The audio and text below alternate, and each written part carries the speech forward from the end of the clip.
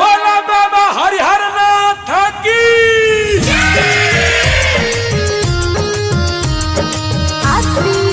Recording studio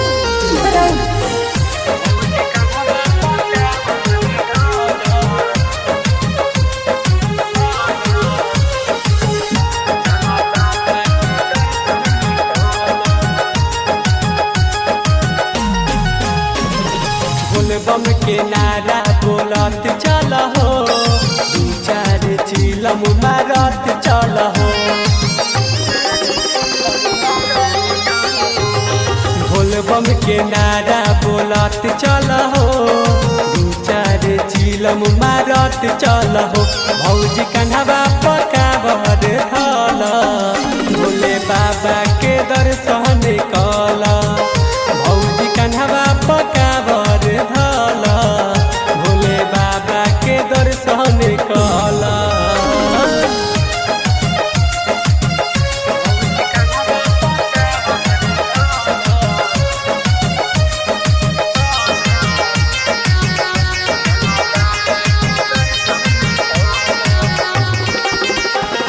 Sultanganj से जलवा उठई हो, भोले बाबा से अरजी लगई हो।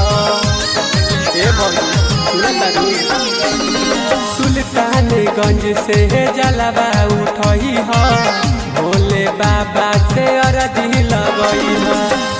अचारा भर दी है हथवा न मोल, चल बाबा के दर्शन कल।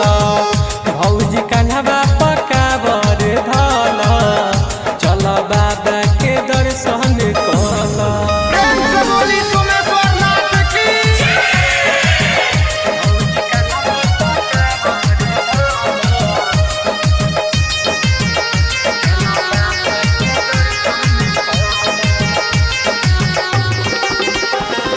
भोले बाबा से भौजी जोड़ा तू आस हो, उनका द्वार से नयबू निराश हो।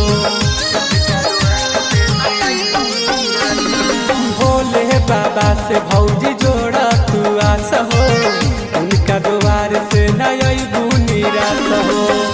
राजन जहकी के साथ तू चल, चल बाबा के दर्शन कल।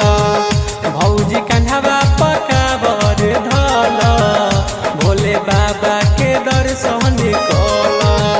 by KCNmusic.in